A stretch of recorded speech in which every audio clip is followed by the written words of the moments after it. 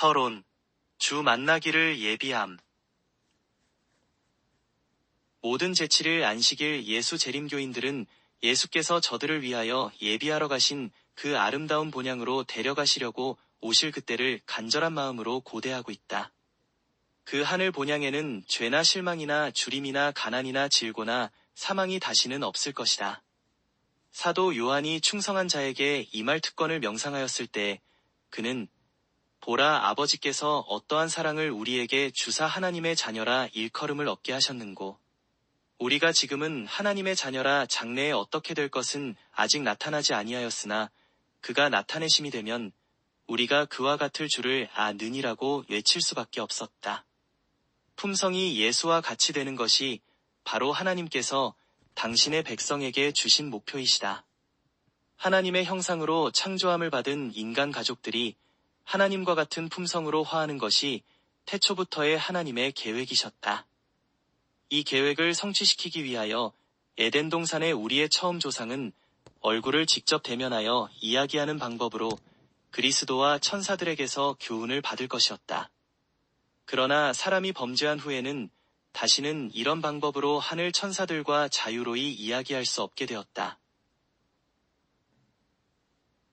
하나님께서는 사람이 지도를 받지 못하는 상태로 두시지 않게 하기 위하여 백성들에게 당신의 뜻을 계시하시는 다른 방법으로 택하셨으니 그 중에서도 뛰어난 방법으로는 선지자들, 곧 하나님께서 전하게 하시기를 원하시는 기별들을 당신의 백성들에게 그대로 전달하여 주는 남녀 선지자들을 매개로 취하신 것이다.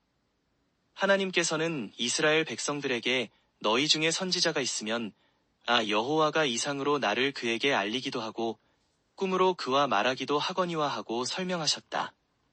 하나님의 백성들에게 알리고 깨우쳐서 저들이 살고 있는 시기를 알고 이해할 뿐만 아니라 장래 임할 일에 대해서도 깨닫게 하는 것이 하나님의 목적하시는 바였다. 주 여호와께서는 자기의 비밀을 그 종 선지자들에게 보이지 아니하시고는 결코 행하심이 없으리라. 이것이 빛의 아들인 하나님의 백성을 세상 사람들과 대조되게 한다. 선지자의 하는 일이란 다만 미래의 예언만 말하는 것이 아니요 그 이상의 것을 포함한다. 성경 중에 6책을 기록한 하나님의 선지자 모세는 미래에 일어날 일에 대해서는 거의 기록하지 아니하였다. 모세의 일이 보다 넓은 의미로 묘사된 것은 호세아로 되었으니 이른바 여호와께서는 선지자로 이스라엘을 애굽에서 인도하여 내시며 선지자로 저를 보호하셨거늘 이란 말씀이 그것이다. 선지자란 그 동료들에 의하여 지명되거나 혹은 자천해서 되는 것이 아니다. 사람을 택하여 선지자가 되게 하는 것은 사람의 중심을 보시고 아실 수 있는 유일한 분이신 하나님의 수중에 전적으로 달려있다. 하나님의 백성의 역사에 있어서 남녀가 다 같이 때에 따라 하나님께 택하심을 받아 당신을 대변하는 자가 됐다는 것은 의미심장한 일이다. 교통의 통로로서 하나님에게 택함을 받은 이 남녀 선지자들은 하나님께서 거룩한 이상으로 저들에게 계시하신 바를 말로 전하기도 하고 기록하기도 하였다. 하나님의 귀중한 말씀이 저들이 전하는 기별을 이루었다. 이런 선지자들을 통하여 인간 가족들이 그들의 심령에 엄습해오는 갈등, 곧 그리스도와 그 천사들, 사단과 그 천사들 사이에 있는 쟁투에 대해서 깨달음을 갖게 되었다. 우리는 지상 최후의 날에 행하여지는 이 쟁투에 대해서 알게 될 것이요. 하나님께서 당신의 사업을 돌보시고 또 주 만나기를 기다리는 남녀들의 품성을 온전하게 하시기 위하여 마련해 놓으신 방법들에 대해서 알게 될 것이다. 마지막 성경 기자들인 사도들은 마지막 날의 사건들에 대한 명백한 묘사들을 우리에게 주었다. 바울은 고통하는 때에 대해서 기록하였고 베드로는 자신들의 정욕대로 행하면서 주의 강림하신다는 약속이 어디 있느뇨라고 묻는 기롱하는 자들에 대해서 경고하였다.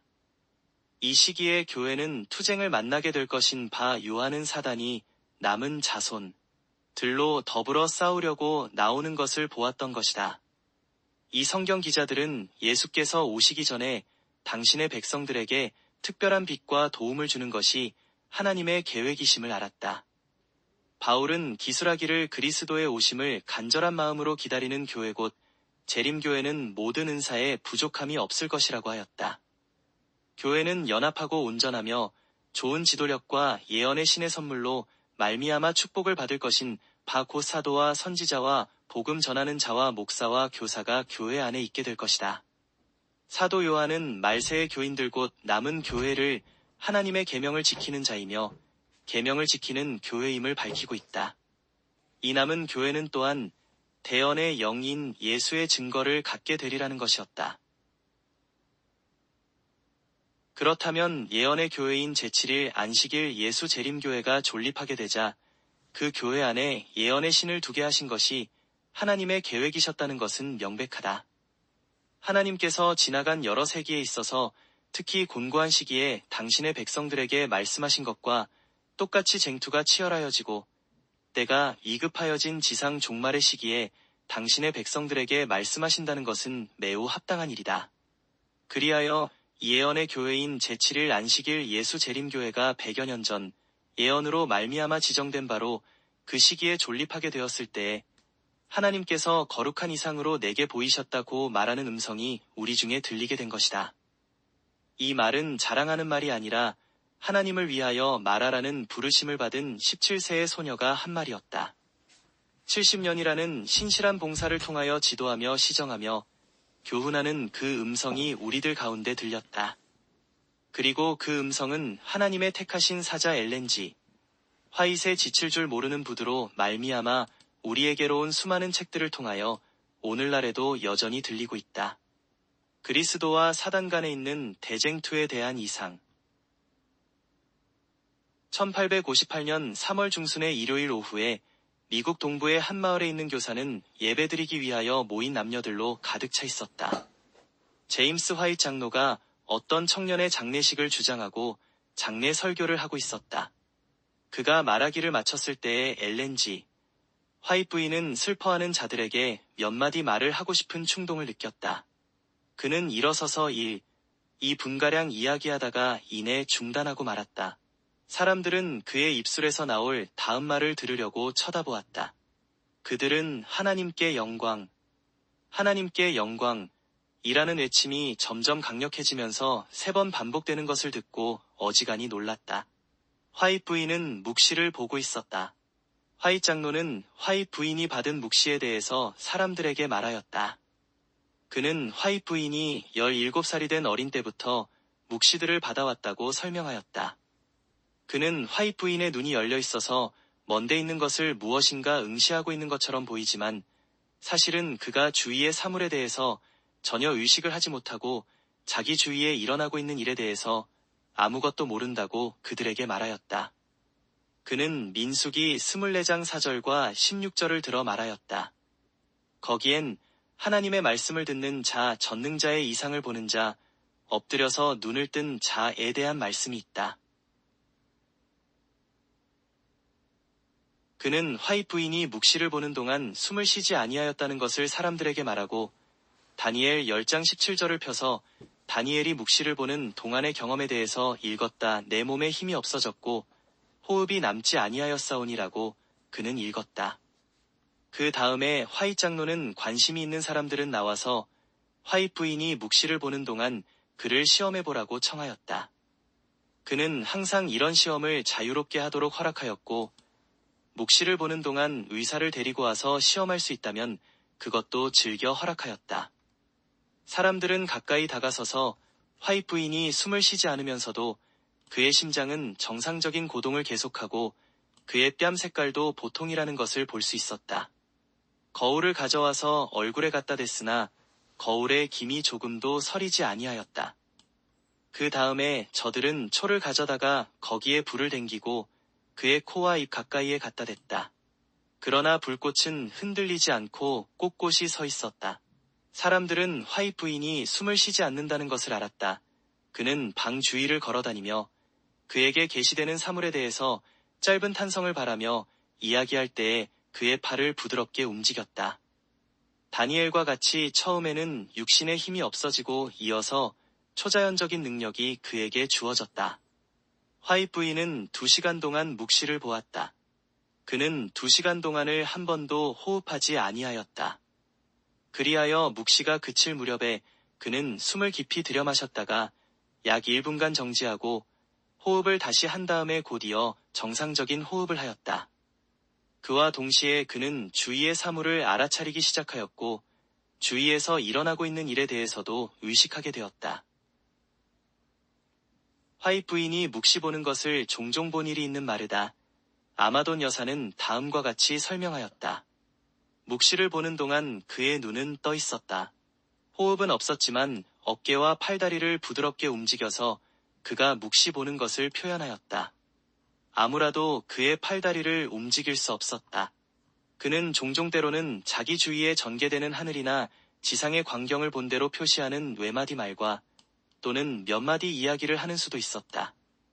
그가 묵시 중에 처음 바란 말은 영광이란 말이었는데 이 소리는 처음에는 가까이에서 하는 것처럼 들렸다가 그 다음에는 멀리 떨어진 곳에서 들리는 것처럼 사라져버렸다.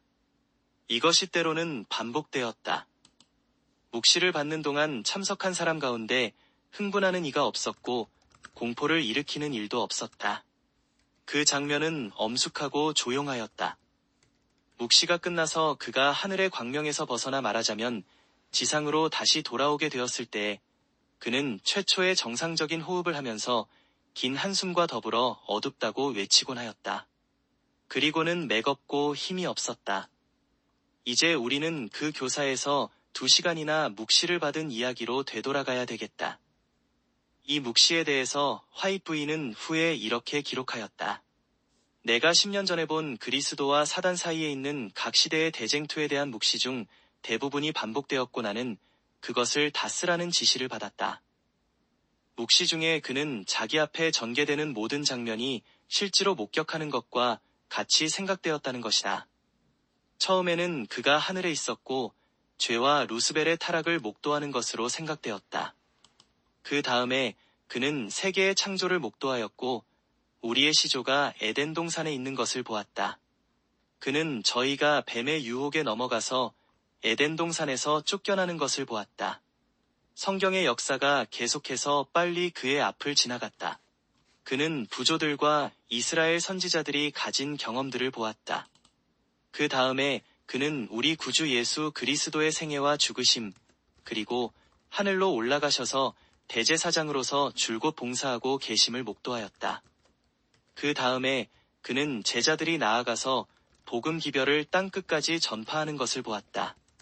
베도와 이에 따른 암흑시대가 얼마나 신속히 그 뒤를 따랐던가. 그 다음에 그는 묵시 중에 고상한 남녀들이 저희의 생명을 내걸고 진리를 지키는 개혁 사업을 보았다. 그는 1844년에 하늘에서 시작한 심판의 장면으로 이끌려가서 그 다음에 현 시대로 이끌려왔으며 다시 미래로 이끌려가서 하늘 구름을 타고 오시는 그리스도의 재림을 보았다.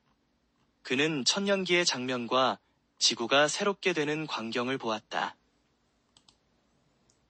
화이트 부인은 자기 앞에 전개된 이 선명한 묘사들을 가지고 집으로 돌아간 후 그가 묵시 중에 보고 들은 것을 기록하는 일에 착수하였다. 약 6개월 후에 219쪽의 작은 책자가 발행되었는데 제목은 곧 그리스도와 그의 천사들과 그리고 사단과 그의 천사들 간의 대쟁투였다. 이 작은 책은 대환영을 받았다. 왜냐하면 이 책은 교회가 장래당할 경험을 매우 생생하게 묘사하였고 사단의 계획과 세상의 마지막 투쟁에 교회와 세상을 오도하려는 그의 방법을 폭로해 놓았기 때문이다. 하나님께서 약속하신 그대로 예언의 신을 통하여 말세에 말씀하신다고 하는 것은 재림 신도들에게 얼마나 감사한 일이겠는가. 신령한 선물이라는 이 작은 책에 매우 간결하게 기록된 대쟁투에 대한 설명은 후에 초기문집의 마지막 절반에다가 번각하여 현재는 그 책에서 이를 찾아볼 수 있다. 그러나 교회가 자라고 시간이 흐름에 따라서 주께서는 잇따른 많은 묵시를 통하여 더욱 상세히 대쟁투의 이야기를 공개하셨으므로 화이트 부인은 1870년에서 1884년 사이에 예언의 신이라고 불리는 4권의 책에다 이를 고쳤었다. 살아남는 이들이라는 책은 대쟁투 이야기에 보다 중요한 부분을 이 4책에서 뽑아낸 것이다. 여러 나라 말로 출판된 이 책은 많은 사람들에게 묵시 가운데서 본 대쟁투에 관한 것을 알려주고 있다. 화이트 부인은 후에 또 각 시대의 쟁투 총서라는 5권의 책부조와 선지자, 선지자 왕, 시대의 소망, 사도행적 그리고 대쟁투에서 대쟁투 전반에 관한 것을 매우 세밀하게 제시하였다. 이 책들은 창조로부터 시작하여 그리스도교 시대에 이르기까지 성경의 이야기와 병행하여 그 이야기를 줄곧 종말 시기까지 이끌고 감으로 큰 빛과 용기를 준다. 이 책들이야말로 제7일 안식일 예수 재림교인들을 빛의 아들이여 낮의 아들로 만드는 데 도움이 되는 책들이다. 우리는 이 경험 가운데서 다음의 보증의 성취를 보게 된다. 주 여호와께서는 자기의 비밀을 그 종 선지자들에게 보이지 아니하시고는 결코 행하심이 없으리라. 대쟁투 이야기에 대해서 그가 이 책들에 기록한 바 빛이 어떻게 자기에게 임하였던가를 기록하는 중에 화이트 부인은 이와 같이 말하였다. 성령의 빛을 통하여 선악간에 오래 지속된 쟁투에 대한 장면이 이 책들의 저자에게 공개되었었다. 나는 때때로 생명의 임금이시요 우리 구원의 주 되시는 그리스도와 악의 임금이여 죄의 창시자이며 하나님의 거룩한 율법을 제일 먼저 어긴 자인 사단 사이에 벌어진 대쟁투의 역사를 볼 수 있는 허락을 받았다. 하나님의 성령께서 당신의 말씀의 위대한 진리와 과거와 미래의 장면에 대해서 나의 마음을 열게 하셨을 때에 나는 이와 같이 계시받은 바를 다른 사람들에게 알리라는 명령을 받았다. 즉 지난 시대에 있어서의 쟁투의 역사를 더듬어 볼 것과 특별히 신속히 다가오는 미래의 쟁투에 대해서 빛을 비춰주기 위하여 이를 제시하라는 명령을 받은 것이다. 빛이 어떻게 선지자에게 임하였는가? 우리가 이미 본 바와 같이 한 번은 이스라엘 자녀들의 경험 중에 여호와께서 백성들에게 당신이 선지자들을 통하여 그들과 교통하시는 것에 대해서 말씀하셨다. 하나님께서 이와 같이 말씀하셨다. 너희 중에 선지자가 있으면 여호와가 이상으로 나를 그에게 알리기도 하고 꿈으로 그와 말하기도 하거니와 이 책 중에 각처에서 그대들은 일정한 육체적 현상이 수반된 대쟁투의 묵시에 관한 이야기를 읽게 된다. 어떤 사람은 왜 묵시가 이런 방법으로 주어졌느냐고 매우 논리적인 질문을 할지 모른다. 그것은 의심할 것 없이 사람들의 신뢰를 확립시켜서 하나님께서 참으로 이 선지자에게 말씀하시고 계시다는 것을 모든 사람들로 확신하게 하기 위함이었다. 화이트 부인은 묵시를 받는 동안의 신체적 조건에 대해서 자주 언급하지 않았으나 한 번은 이렇게 말하였다. 이 기별들은 모든 사람의 믿음을 구체화하기 위하여 주어진 것이니 곧 이 마지막 시대에 우리로 예언의 신에 대한 확신을 갖게 하려 합니다. 화이트 부인의 사업이 발달함에 따라서 성경의 시험 방법인 그의 열매로 그들을 알리라는 시험을 받을 수 있었다. 그러나 열매가 익으려면 시간이 걸린다.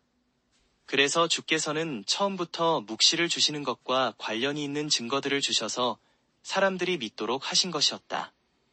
그러나 모든 묵시를 다 공회상에서 받은 것이 아니며 뚜렷한 신체적 현상이 수반된 것도 아니다. 이 장벽두의 성경절에 우리는 하나님께서 친히 이상으로 선지자에게 알리기도 하나 또한 꿈으로 그와 말하기도 하신다는 것을 보았다. 다음에 다니엘이 언급한 것과 같은 것이 예언적인 꿈이다. 바벨론 왕 벨사살 원년에 다니엘이 그 침상에서 꿈을 꾸며 뇌 속으로 이상을 받고 그 꿈을 기록하며 그 일의 대략을 진술하니라.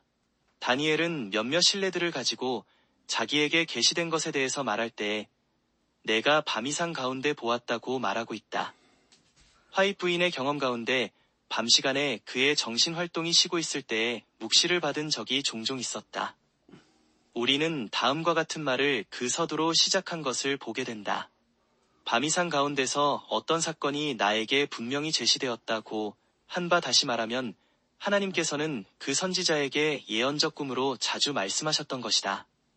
예언적인 꿈과 밤의 이상 그리고 일반적인 꿈과의 관계에 대해서 의문이 일어날지 모른다. 화이트 부인은 이에 대해서 1868년에 다음과 같이 기록하였다. 일상생활의 사물에서 기인되는 꿈들이 많이 있다. 이런 꿈에는 하나님의 성령께서 아무런 관계를 하시지 않으신다. 거짓 이상이 있는 것과 같이 거짓 꿈도 또한 있는 바 이런 꿈들은 사단의 영의 충동을 받은 것들이다. 그러나 하나님께서 주신 꿈들은 이상이 그러한 것처럼 하나님의 말씀으로 분류해낼 수 있다. 이와 같은 꿈들은 이런 꿈을 꾼 인물과 또 그 꿈을 받은 환경을 참작하면 그 꿈이 순수한 것인지의 여부를 스스로 증명하여 준다. 한 번은 화이트 부인의 만년에 그의 아들 W.C. 화이트 장로가 확실한 지식이 부족한 자들에게 알려주기 위하여 다음과 같은 질문을 화이트 부인에게 하였다. 어머니는 밤에 계시를 받으셨다고 하는 이야기를 종종 하시고 꿈속에 빛이 임한 것에 대해서 말씀하시는데요. 우리는 다 꿈을 꿉니다. 어머니께서 매우 빈번히 말씀하시는 그 꿈을 통하여 하나님께서 어머니에게 말씀하시고 계시다는 것을 어떻게 아십니까? 그는 이와 같이 답변하였다. 그 까닭은 낮의 이상 가운데 내 곁에 서서 나에게 가르쳤던 바로 그 같은 천사인 사자가 밤의 이상 가운데서 내 곁에 서서 나를 가르치기 때문이다. 여기에 언급된 하늘 천사는 어떤 때에는 천사, 내 안내자, 내 교사 등의 말로 표시되었다. 그 선지자의 마음 속에는 혼란도 없었고 밤 시간에 임한 계시에 대한 의문도 없었다. 그 까닭은 그 계시와 관련된 환경 자체가 그 계시가 하나님에게서 온 교훈임을 명백히 하였기 때문이다. 다른 어떤 때에는 화이트 부인이 기도하거나 말하거나 혹은 쓰고 있는 동안에 묵시가 그에게 주어졌다. 그가 공석에서 말하거나 기도하는 도중에 잠깐 중단되지 않는 한 그의 주위에 있던 사람들은 그 묵시에 대해서 알지 못하는 것이 보통이었다. 그는 한 번 이와 같이 기록하였다. 열심히 기도하고 있을 때에 나는 주위에 있는 모든 것에 대해서 정신을 잃었다. 방은 빛으로 가득 차 있었으며 나는 대총회인 것처럼 보이는 어떤 회중에게 기별을 들려주고 있었다. 화이트 부인의 70년이라는 긴 봉사의 생애를 통하여 그에게 주어진 많은 묵시 중에 가장 긴 묵시는 4시간을 계속하였으며 가장 짧은 묵시는 바로 순식간에 마쳤다. 때때로 그 묵시들은 한반 시간이나 그보다 좀 더 긴 시간이 걸렸다. 그러나 모든 묵시를 통하여 한 가지 규칙이 적용된다고는 말할 수가 없으니 그것은 바울이 기록한 바와 똑같기 때문이다. 옛적의 선지자들로 여러 부분과 여러 모양으로 우리 조상들에게 말씀하신 하나님이 라 하였다. 묵시를 통하여 빛이 선지자에게 주어졌으나 선지자들은 그 묵시를 보는 중에 기록하지는 아니하였다. 그의 일은 기계적인 사무가 아니었다. 드문 예를 제외하고는 주께서 선지자에게 말할 바로 그 말을 지시하시지는 않았다. 또 천사가 선지자의 손을 인도하여 꼭 기록할 그 말을 기록하게 한 것도 아니었다. 묵시로 말미암아 빛을 받은 정신을 가지고 선지자는 말을 하거나 기록하여 그 비디나 교훈을 청중에게 전달하였으며 청중들은 이를 기별로 읽거나 구두로 전하여 듣거나 한 것이다. 우리는 선지자의 마음이 어떻게 빛을 받았는가, 어떻게 그 지식과 교훈을 받아서 백성들에게 전하였는가 하고 물을 는지 모른다. 묵시를 줄 때에 아무런 규칙이 세워져 있지 않는 것처럼 선지자가 영감적인 기별을 받는 방법을 통제하는 규칙도 또한 세워질 리가 없다. 그러나 묵시를 받을 때마다 그것은 매우 생생한 경험이어서 선지자의 마음속에 그 경험은 지울 수 없는 감명을 남겼다. 그리고 마치 우리가 보고 경험하는 바가 귀로 듣는 것보다 훨씬 더 깊은 인상을 우리 마음에 새기는 것처럼 선지자들도 저들에게 나타난 사건의 발생을 실제로 목격한 것처럼 생각되었으므로 저들의 뇌리에 깊고도 영속적인 감명을 주었던 것이다. 전항의 대쟁투 묵시의 이야기를 말할 때에 우리는 역사적인 사건에 관한 지식이 어떻게 그에게 임하였는지를 말하는 그의 말을 인용하였다. 또 다른 한 번은 빛이 어떻게 그에게 임하였는지를 설명하다가 그는 묵시 중의 상태에 대하여 다음과 같이 이야기하였다. 나의 주의력은 지상에서 일어나는 장면으로 종종 향하여진다. 때로는 나는 먼 미래로 이끌려가서 일어날 일을 본다. 그 다음에 다시 나는 과거에 일어났던 장면을 보게 된다. 이 말로 미루어 보아 엘렌지 화이트는 마치 실제로 목격한 사람처럼 이런 사건이 일어나는 것을 보았다는 것이 명료하여진다. 사건들이 묵시 중에 그의 앞에 재현되었고 그러므로 그의 뇌리에 생생한 인상을 새겨준 것이다. 또 다른 어떤 때에는 그에게 나타난 장면에 자기가 실제로 참여하여 느끼고 보고 듣고 순종하는 것처럼 생각되었다. 물론 그가 실제로 참여한 것은 아니었지만 그 인상이 그의 뇌리에 잊혀질 수 없는 모습으로 남은 것이다. 52쪽에서 58쪽까지에 실린 그의 맨 첫 번 묵시는 이런 성질의 것이었다. 다른 어떤 경우들에는 묵시를 받는 중에 LNG, 화이시 먼 곳에 위치하고 있는 집회나 가정이나 기관에 참석한 것처럼 느껴지는 때도 있었다.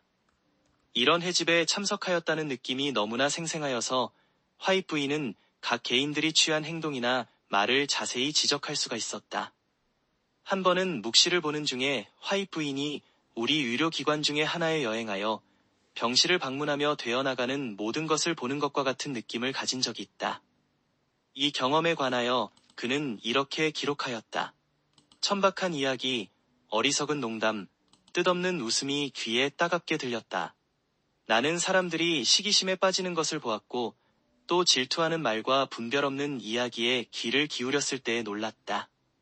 이런 것들은 하나님의 천사들의 낯을 붉히게 했다. 그 다음에 그와 같은 기관에 보다 더 유쾌한 상태가 드러났다. 그는 기도의 음성이 들려오는 병실로 안내함을 받았다. 그 소리는 얼마나 귀를 즐겁게 하였던가. 이 기관에 가상적인 방문을 한 것과 또 여러 같지 아니한 부분과 병실로 데리고 다니면서 안내하는 듯하던 천사의 말을 기초로 하여 교훈의 기별이 기록되었다. 화이 부인에게 매우 생생한 상징적인 표시로 빛이 주어지는 때가 자주 있었다. 이와 같은 상징적 표시는 위기 가운데 빠진 듯이 보였던 지도적인 교역자에게 보내진 개인적인 기별에서 발췌된 다음의 세 문장 속에서 분명히 설명되어 있다. 또 한 번은 당신은 말에 올라타서 깃발을 들고 가는 한 장군처럼 내게 나타났습니다. 한 사람이 와서 당신의 손에서 하나님의 계명과 예수 믿음이라고 씌워진 길을 빼앗아서 진흙 속에다 짓밟았습니다. 나는 당신이 세상과 연결시켜주는 사람들로 둘러싸여 있는 것을 보았습니다. 또한 때로는 두 개의 같지 아니하는 견해가 화이트 부인 앞에 제시된 적도 여러 번 있었다.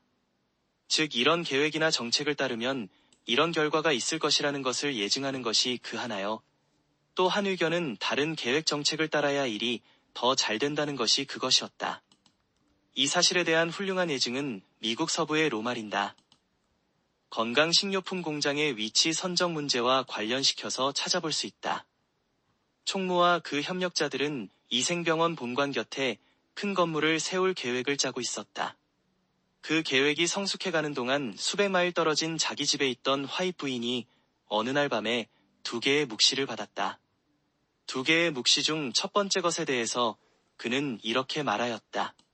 나는 많은 식료품이 만들어지는 큰 건물을 보았다. 빵 제조소 옆에는 또한 작은 건물들이 몇 개 있었다. 내가 곁에 서 있을 때에 행하여지고 있는 일에 대해서 큰 음성으로 다투고 있는 소리를 들었다. 교역자들 간의 협력이 결여되어 있었으며 혼란이 들어왔었다. 그 다음에 화이트 부인은 교역자들을 융합시키기 위하여 이들을 설복시켜 보려고 고민하는 총무의 모습을 보았다. 화이트 부인은 환자들이 이런 다투는 소리를 엿듣고서 병원 바로 이웃인 이런 아름다운 지역에 식료품 공장이 세워진 것을 유감으로 생각한다는 말을 하는 것을 보았다. 그 후에 한 분이 나타나셔서 말씀하셨다. 이 모든 것을 하나의 실물 교훈으로서 내 앞에 지나가게 한 것은 내가 어떤 계획을 수행하는 데 따르는 결과를 볼 수 있게 하기 위함인 것이라고. 그 다음에 장면이 바뀌고 그는 식료품 공장이 병원 건물에서 떨어진 철로로 가는 길가에 있는 것을 보았다. 여기서는 사업이 겸손한 방법으로 하나님의 계획에 일치하게 행하여지고 있었다. 묵시를 본 지 몇 시간 내에 화이트 부인은 로마린다의 교역자들에게 편지를 썼고 이 편지로 식료품 공장을 어디에 세우느냐 하는 문제는 일단락을 지었다. 만일 원래의 계획대로 수행하였다면 후년에 병원 바로 곁에 큰 상업 건물을 짓는데 크게 곤란을 당하였을 것이다. 이와 같이 하나님의 사자는 여러 가지 방법으로 묵시를 통하여 기별과 교훈을 밤낮으로 받았다는 것을 알 수 있다. 선지자가 말하기도 하고 혹은 쓰기도 하면서 교훈과 지식의 기별을 백성들에게 전한 것은 빛을 받은 정신에서 우러나온 것이었다. 이 일을 행할 때에 화이트 부인은 하나님의 영의 도움을 받았으나 거기엔 기계적인 통제는 없었다. 그에게는 기별을 전달할 수 있는 말을 선택할 자유가 있었다. 그의 봉사생애의 초년기에 그는 우리 교회 잡지에 이와 같이 기록하였다. 내가 묵시를 받고 이를 기록할 때에 하나님의 영의 도우심에 의지하긴 하지만 내가 본 것을 설명할 때에 쓰는 말은 내가 스스로 택해서 쓰는 말이다. 만일 그 묵시가 천사로 말미암아 내게 말하여진 것이면 나는 항상 그것을 인용부호로 표시를 해놓았다. 엘렌 G. 화이트의 생애와 사업. 엘렌 G. 하아몬과 그의 쌍둥이 형제는 미국 동북지방인 메인주 고람에서 1827년 11월 26일에 탄생하였다. 9살 되던 해에 엘렌은 한 분별 없는 동급생이 던진 돌로 말미암아 불의의 사고를 당하였다. 심한 면상은 거의 그의 생명을 앗아갈 뻔하였고 그를 허약한 상태에 빠뜨려서 결국 그는 학교를 계속할 수 없게 되었다. 11살 되던 때에 그는 하나님께 마음을 바치고 그로부터 얼마 안 되어 바다에서 침례를 받아 감리교회의 교인이 되었다. 그는 그의 가족들과 함께 메인주 포틀랜드에서 열린 재림 신자들의 회집에 참석하여 일리안 밀러와 그의 동료들이 제시하는 바 그리스도의 재림이 가깝다는 견해를 전적으로 받아들이고 구주의 돌아오심을 확신을 가지고 고대하기 시작하였다. 1844년 12월 어느 아침에 그가 다른 네 여인들과 함께 기도하고 있는 동안에 하나님의 능력이 그에게 임하였다. 처음에 그는 지상의 사물에 대해서 의식을 잃었다. 그 다음에 상징적인 계시를 통하여 그는 재림 신도들이 하나님의 성을 향하여 여행하는 것과 충실한 자들이 보상을 받는 것을 목격하였다. 17세의 이 소년은 무서워하면서 이 묵시와 다음에 계속된 묵시를 포틀랜드에 있는 그의 동료 신자들에게 이야기하였다. 그 후 기회가 올 때에 그는 그 묵시들을 메인주와 그 근방의 주에 있는 재림 신도들의 단체에게 자세히 설명하였다. 1846년 8월에 엘렌 하아몬은 젊은 재림교 목사 제임스 화이트과 결혼하였다. 그 후 35년 동안 화이트 부인의 생애는 1881년 8월 6일 그의 남편이 죽을 때까지 불굴한 복음 사업에 있어서 남편의 생애와 밀접한 연결을 가졌었다. 그들은 설교하고 저술하며 세우고 건축하여 조직하고 행정을 하면서 미국을 광범하게 여행하였다. 화이트 장로 부부와 그 동료들이 놓은 기초가 얼마나 광범하고 튼튼하며 또 그들이 얼마나 현명하고도 훌륭하게 세워 놓았느냐 하는 것은 시간과 시련이 이를 증명하였다. 그들은 안식일을 지키는 재림신자들 사이에서 1849년과 1850년에 출판 사업을 시작하여 50년대 후기에는 교회 재정에 건전한 제도를 가진 교회 조직을 발전시키는 일에 지도적 역할을 하였다. 이것은 1863년 제7일 안식일 예수 재림교회의 대총회 조직으로 말미암아 그 절정에 이르렀다. 60년대 중기에는 우리 의료 사업이 그 시작을 보게 되었고 우리 교회에 대해 교육 사업은 70년대 초엽에 그 시작을 보게 되었다. 해마다 천막 집회를 개최할 경영이 1868년에 시작되었고 1874년에는 제7일 안식일 예수 재림교가 최초의 선교사를 파견하였다. 이런 모든 발달은 하나님께서 엘렌 G. 화이트를 통하여 이 신도들에게 주신 많은 구두와 기록된 권면으로 말미암아 지도되었던 것이다. 초기의 대부분의 통신은 개인에게 하는 편지의 형식이나 또는 최초의 정기 간행물이던 현대 진리의 기사를 실림으로 행하여졌다. 화이트 부인은 1851년에 비로소 64쪽으로 된 그의 최초의 책을 그리스도인의 경험과 엘렌 G. 화이트의 견해의 개요라는 제목을 붙여서 발행하였다. 1855년 초에 1년의 번호를 붙인 소책자가 발행되었는데 각 책마다 교회 증언이라는 제목이 새겨져 있었다. 시시때때로 하나님께서 가려서 보내신 이 교훈과 교정의 기별로 말미암아 당신의 백성들을 축복하고 견책하며 인도하실 수 있었다. 이 교훈에 대한 계속적인 요구에 응하기 위하여 1885년에 4권으로 묶어서 재발행하였고 1889에서 1909년에는 다른 권들을 추가 발행하여 교회 증언은 9권으로 한지를 이루었다. 화이트 가정에 4자녀가 태어났다. 장남 헨리는 16살에 죽었고 막내 아들 허버트는 3개월 만에 죽었다. 가운데 두 아들 에드손과 윌리암이 장성하여 각각 제7일 안식일 예수 재림교회 사업을 위하여 적극적으로 봉사하였다. 대총회의 요청에 따라 화이트 부인은 1885년 여름에 유럽으로 갔다. 거기에서 그는 유럽 대륙에서 새로 발전되는 사업을 굳게 하면서 2년을 보냈다. 스위스의 바셀에다 본거지를 두고 그는 남부, 중앙, 북부 유럽을 광범하게 여행하면서 교회의 총회에 참석하고 신자들의 집회에서 이들과 만났다. 미국에 돌아온 지 4년 후에 63세의 화이트 부인은 대총회의 부름에 응하여 오스트레일리아로 건너갔다. 그곳에서 그는 9년간을 거주하면서 사업을 개척하고 발전시키는 일을 도와주었으며 특히 교육, 의료 분야를 도와주었다. 화이트 부인은 1900년에 돌아와서 미국 서부 지방인 캘리포니아주의 세인트 헬레나의 집을 정하고 1915년에 별세하기까지 거기에서 살았다. 미국에서 60년, 해외에서 10년이라는 긴 봉사의 생애 동안의 화이트 부인은 개인과 교회와 공중집회와 대총회 회의들에 대하여 지칠 줄 모르는 노력으로 권하고 이 큰 운동의 성장을 크게 성취시킨 거의 2000이나 되는 묵시를 받았다. 그는 하나님께서 자기에게 주신 기별에 관련이 있는 모든 사람들에게 이를 제시하는 과업을 결코 버리지 아니하였다. 그의 저서는 총계 10만 페이지 이상에 달하고 있다. 그의 펜으로 쓴 기별은 개인적인 통신을 통하여 또는 우리 교회 기관지에 내는 매주 기사와 그의 많은 책들을 통하여 사람들에게 전하여졌다. 그 문제들은 성경 역사, 매일의 그리스도인 경험, 건강, 교육, 전도 및 다른 실제적인 논제 등을 취급하고 있다. 그가 쓴 46권의 책 중에 몇 책은 세상의 주요한 방언들로 인쇄되어 여러 백만 부가 판매되어 왔다. 81세 때의 화이트 부인은 1909년의 대총회에 참석하기 위하여 마지막으로 대륙을 횡단하였다. 그의 여생 6년은 그의 문필 사업을 완성하는 데 소비되었다. 그의 생애가 거의 끝날 무렵에 화이트 부인은 이런 말을 기록하였다. 나의 생명이 더 계속되든 말든 간에 나의 저서는 계속하여 말할 것이며 그 사업은 시간이 존속하는 한 전진할 것이다. 불굴의 용기와 구주에 대한 온전한 신뢰를 가지고 그는 1915년 7월 16일 그의 자택에서 별세하여 미시간주 배틀크릭에 있는 오크힐 묘지에 남편과 아이들의 곁에 매장되었다.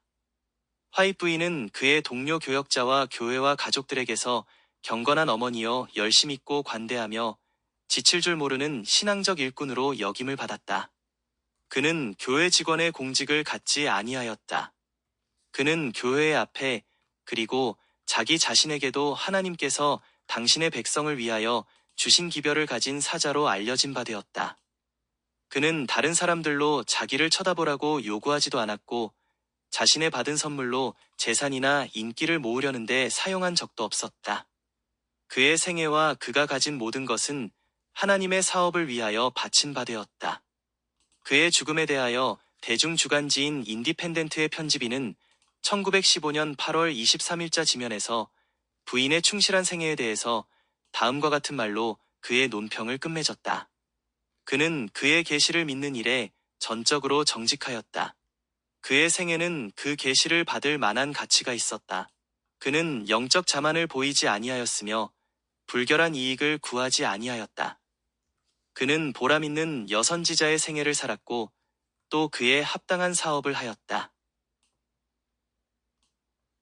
화이트 부인은 자기가 죽기 몇 년 전에 교회의 지도자들로 구성된 관리위원회를 만들어서 그의 저서를 그들에게 일임하여 그 관리와 계속적인 출판의 책임을 지도록 하였다. 미국 워싱턴 DC에 있는 대총회, 즉 제7일 안식일 예수 재림교회의 세계본부 직원들과 협력하여 위원회는 엘렌 G. 화이트의 서적을 영어로 계속적으로 출판 발행하도록 장려하고 그 책의 전체 혹은 일부를 다른 나라 말로 발행하도록 하고 있다. 저들은 또한 정기 간행물의 실린 기사와 원고를 편찬하여 몇 개의 책을 발행하였는데 이것은 화이트 부인의 교훈과 일치하는 처사이다. 이 책도 위원회의 인가를 받고 발행된 것이다. 남들이 아는 엘렌 G. 화이트. 화이트 부인이 주의 사자로서 비범한 경험을 가진 것을 알고 어떤 이는 이렇게 물었다. 그의 사람됨은 어떠하였는가? 그는 우리가 가지는 바와 같은 문제를 가졌던 사람인가? 그는 부자였는가 혹은 가난하였는가? 그는 항상 미소하고 있었는가? 화이트 부인은 사려 깊은 어머니였다. 그는 알뜰한 가정주부였다. 그는 가끔 신자들을 자기 집에 환대하는 친절한 안주인이었다.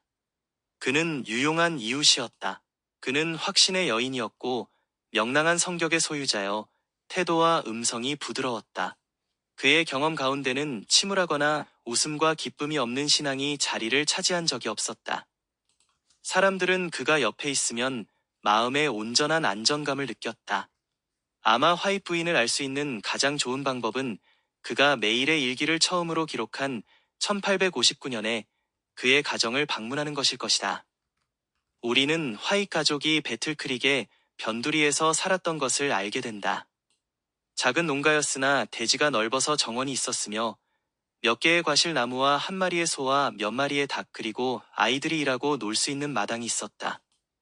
이때의 화이트 부인은 31살이었고 화이트 장로는 36살이었다. 그 당시에는 가정에 세 아이가 있었고 그 연령은 각각 4, 9, 12이었다. 우리는 또 가정에 선량한 그리스도인 소녀를 고용하여 집안일을 돕게 한 것을 알게 될 것이다.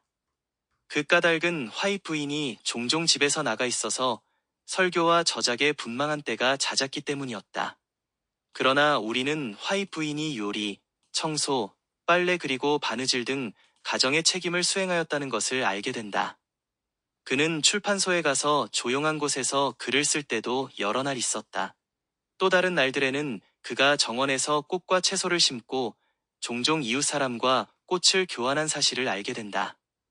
그는 자기 가족을 위하여 될 수 있는 한 가정을 명랑하게 만들어 보려고 결심하여 아이들로 가정을 가장 있을 만한 곳이라고 생각하도록 하였다. 화이트 부인은 알뜰한 구매자이기도 하여서 이웃 재림신자들은 그와 함께 장보러 갈 수 있게 되면 좋아하였다. 왜냐하면 화이트 부인은 물건의 가치들을 잘 알고 있었기 때문이었다.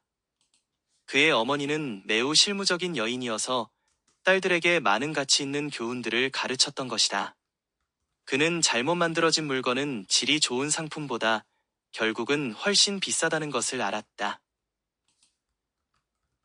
자녀들에게 있어서 안식일은 주일 중 가장 즐거운 날이었다. 물론 가족은 을의 교회 예배에 참석하였고 화이트 장로 부부가 설교를 맡지 아니한 경우에는 예배드리는 동안 가족이 함께 앉곤 하였다. 점심에는 다른 날에는 나오지 아니하는 특찬을 준비하였고 점심이 끝난 후 날씨가 명랑하면 화이트 부인은 아이들과 함께 숲이나 강변을 거닐면서 자연의 아름다움을 관찰하고 하나님께서 창조하신 것들을 음미하곤 하였다. 비가 오거나 날씨가 추우면 집안의 난로 주위에 아이들을 모아놓고 책을 읽어주었으며 때로는 그가 여행하면서 여기저기에서 모은 재료에서 빼내어 읽어주기도 하였다. 이 이야기 중에 얼마는 후에 책으로 인쇄되어 다른 부모들이 저희 자녀들에게 읽어줄 수 있도록 하였다. 이 당시 화이트 부인의 건강은 그다지 양호하지 못하여 낮 동안에는 가끔 현기증을 일으켰으나 이것이 그의 가정일은 물론 주의 사업을 계속해야 하는 것을 막지는 못하였다. 수년 후인 1863년에 그는 건강과 병자의 간호에 대한 묵시를 받았다. 그는 묵시 중에서 적당한 의복을 입는 것과 먹는 식물과 적당한 운동과 휴식의 필요와 아울러 튼튼하고 건강한 신체를 유지하기 위하여 하나님을 신뢰함의 중요성을 보았다.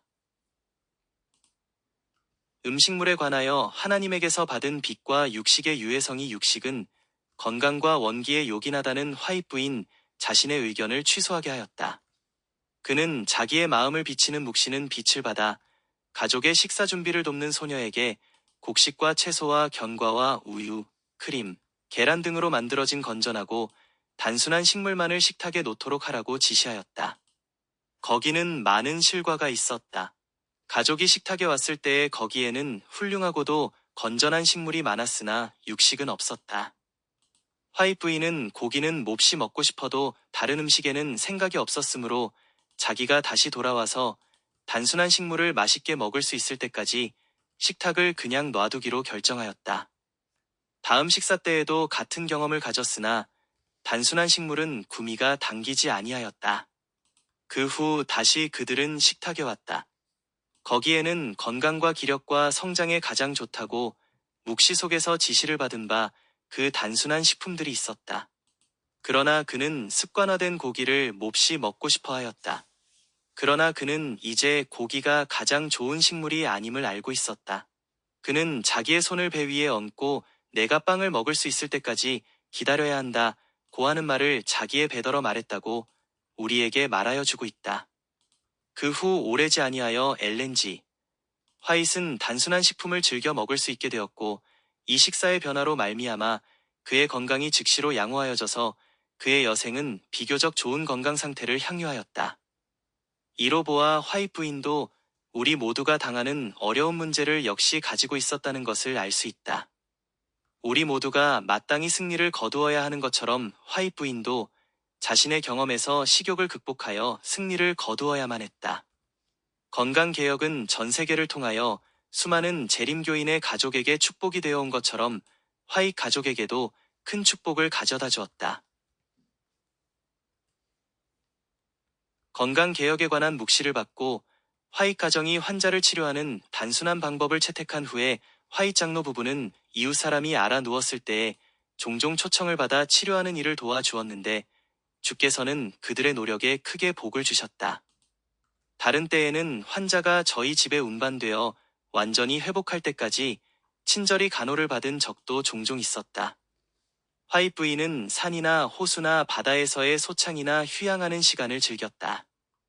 중년에 이르러 그가 미국 서부지방의 우리 출판사인 태평양 출판소 근처에서 살고 있을 때에 하루를 휴식과 휴양으로 보내자는 초청을 받았다. 화이트 부인의 가정과 직원 가족은 출판소 가족과 동행하자는 요청을 받고 그 초청을 곧 수락하였다. 그의 남편은 교회 사무로 동부지방에 출장 중이었다. 그가 이 경험에 대해서 이야기한 것을 발견한 것은 남편에게 보낸 편지에서였다. 해변에서 건전한 점심을 즐긴 후에 모든 무리가 샌프란시스코만의 보트놀이를 하러 갔다. 배의 선장은 교인이었으며 명랑한 오후였다. 이어서 그들은 넓은 바다로 나가기를 제의하였다. 그 경험을 자세히 설명하면서 엘렌지 화이트는 다음과 같이 기록하였다. 파도가 높았으므로 우리는 아래 위로 크게 요동하였다. 나의 감정은 부풀었지만은 아무에게도 말을 건네지 아니하였다. 참으로 장쾌하였다. 물보라가 우리에게 부딪혀왔다. 금문교 바깥은 바람이 새었으나 나의 생애에 이렇게 즐거워한 적은 없었다. 그 다음에 그는 선장의 주시하는 눈과 그의 명령에 언제라도 순종할 자세를 갖춘 선원을 바라보고 이렇게 명상하였다. 하나님께서 당신의 손으로 바람을 잡으신다. 그가 물결을 제어하신다. 우리는 깊고 광활한 태평양 바다 위에 조그마한 점에 지나지 아니하다. 그러나 파도 위를 달리는 이 작은 보트를 보호하기 위하여 하늘의 천사들이 보냄을 받았다. 아, 놀라운 하나님의 역사여. 우리의 지식으로는 전혀 이해할 수가 없구나. 그는 한눈에 가장 높은 하늘과 바다의 중심을 보시는구나. 화이트 부인은 일찍부터 명랑한 태도를 취하여 왔다. 한 번은 이렇게 질문하였다. 당신은 내가 우울해하고 낙담하며 불평하는 일을 본 적이 있습니까? 나는 이것을 막는 신앙을 가지고 있습니다. 이런 결론으로 인도하는 것은 그리스도인의 품성과 봉사의 참다운 이상에 대해서 오해하고 있는 까닭입니다. 예수께 충심으로 자원해서 하는 봉사는 밝은 신앙을 가져다 줍니다. 그리스도를 가장 밀접하게 따라가는 사람들은 우울한 적이 없습니다. 또 다른 때에는 이와 같이 기록하였다. 어느 때인가는 명랑이란 그리스도인 품성의 위엄과 일치하지 않는 것이라는 생각을 품어본 적이 있었으나 그것은 잘못이다. 하늘은 모두가 즐거운 것이다. 그리고 그는 만일 자신이 미소한다면 미소가 자기에게로 되돌아올 것이요. 친절한 말을 한다면 친절한 말을 대신 듣게 될 것이라는 사실을 깨달았다. 그렇지만 그가 고통을 크게 당한 적이 여러 번 있었다. 이와 같은 일이 한 번은 그가 오스트레일리아의 사업을 돕기 위하여 갔던 직후에 있었다.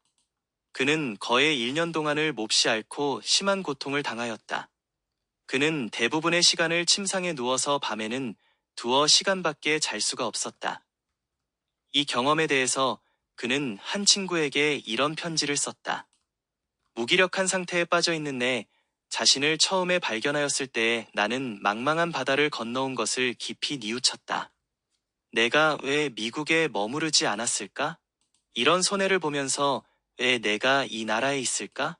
나는 제3, 제4 침상의 이불 속에 얼굴을 파묻고 어지간히 울었다. 그러나 나는 오래도록 이런 화사한 눈물 속에 잠겨 있지 아니하였다.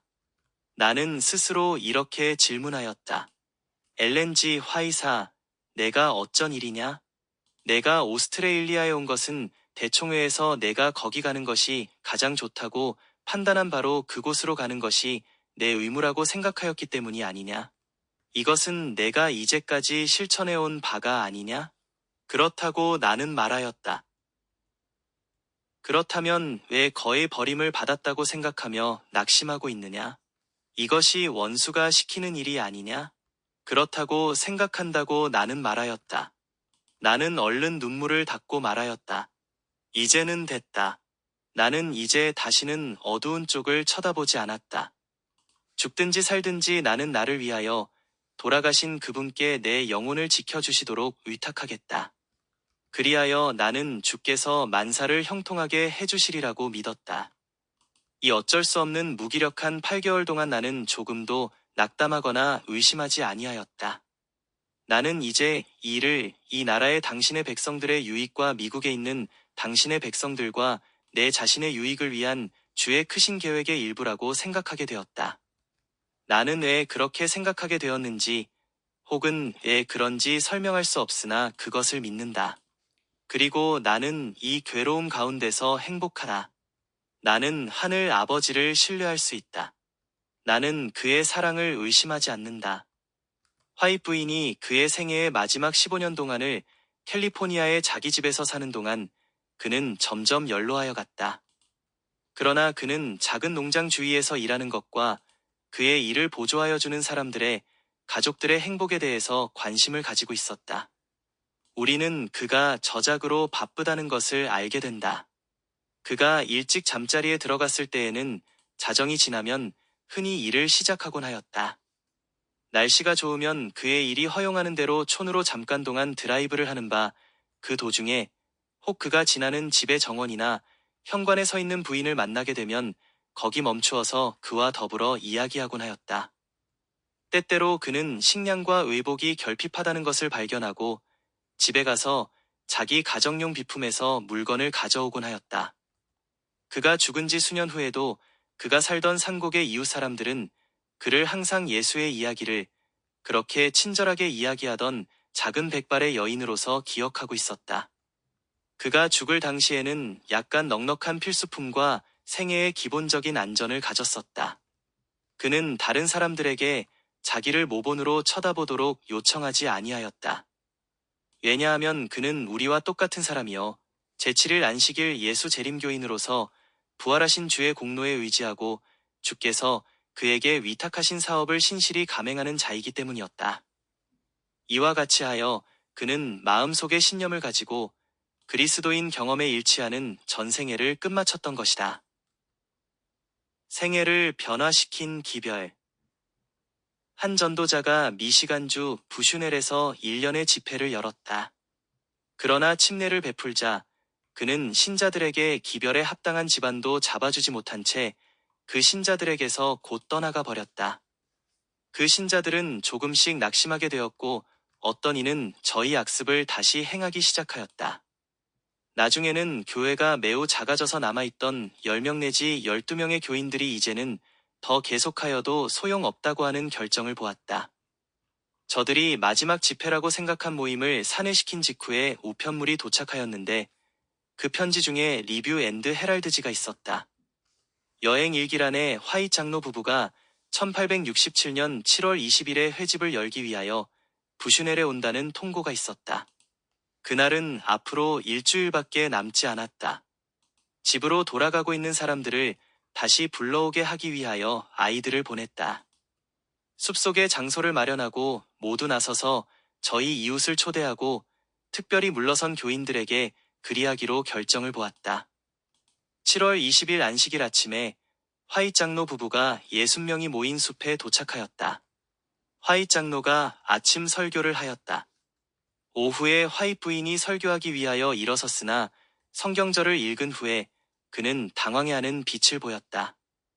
그는 그 이상 성경절을 해석하지 아니하고 성경을 덮고 아주 사사로운 방법으로 그들에게 말하기 시작하였다. 오늘 오후에 나는 여러분들 앞에 서서 벌써 2년 전 묵시 중에 내게 보여진 사람들의 얼굴을 들여다보고 있습니다. 내가 여러분의 얼굴을 들여다볼 때 여러분의 경험이 내 마음속에 똑똑히 상기되었습니다. 그래서 나는 주에게서 받은 기별을 여러분들에게 전하여 드리겠습니다. 저기 소나무 곁에 계신 형제여, 소개를 받지 못하였으니 당신의 이름을 부를 수는 없습니다만 당신의 경험은 내 앞에 분명히 떠오릅니다.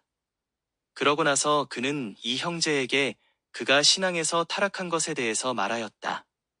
화이트 부인은 그에게 돌아와서 하나님의 백성과 동행하기를 권장하였다. 다음에 청중의 다른 편에 있던 한 자매를 향하여는 이렇게 말하였다. 그린 빌교회의 메이지날드 자매 옆에 앉은 자매는 내가 지시를 받지 아니하여 그 이름을 말할 수가 없습니다만 2년 전 묵시 중에 당신의 사정을 보았으므로 당신의 경험에 대해서 내가 잘 알고 있습니다. 그런 후에 화이트 부인은 이 자매에게 격려의 말을 주었다. 그 다음 저 뒤편의 참나무 곁에 계신 형제여, 당신을 대면한 적이 없으니 역시 이름은 부를 수 없습니다만 당신의 입장이 내게 밝혀졌습니다. 그런 후에 그는 이 형제에 대해서 이야기하면서 그의 마음속에 있는 생각을 거기 있는 모든 사람에게 공개하고 그의 경험을 이야기했다. 그리하여 그는 회중의 이 사람에게서 저 사람에게로 돌아가면서 2년 전에 묵시 가운데서 그에게 보여진 것들을 말하였다. 화이트 부인은 책망의 말은 고사하고 격려의 말을 하면서 자기 설교를 마친 다음 자리에 앉았다. 회중 가운데서 한 명이 일어났다. 그는 이렇게 말하였다. 나는 화이트 여사가 오늘 오후에 우리에게 말한 것이 사실인지의 여부를 알고 싶습니다. 화이트 장로 부부는 전에 여기에 와 본 적이 없습니다. 저들은 우리들과 생면부지입니다. 화이트 여사는 우리 대부분의 이름들을 알지도 못합니다.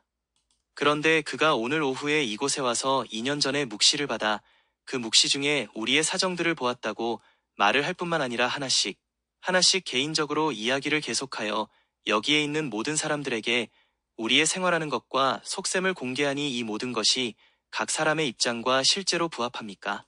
그렇지 않으면 화이트 자매께서 어떤 실수를 한 것입니까? 알고 싶습니다. 사람들이 하나씩 일어섰다. 소나무 곁에 있던 사람은 일어나서 화이트 부인이 자기가 묘사할 수 있는 것 이상으로 자기의 입장을 더 잘 묘사하였다고 말하였다.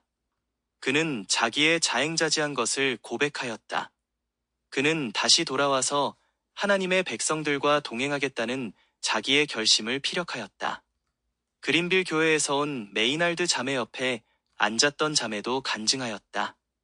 그는 화이트 여사가 자기의 경험을 자기가 말할 수 있는 것보다 더 잘 말하여 주었다고 말하였다.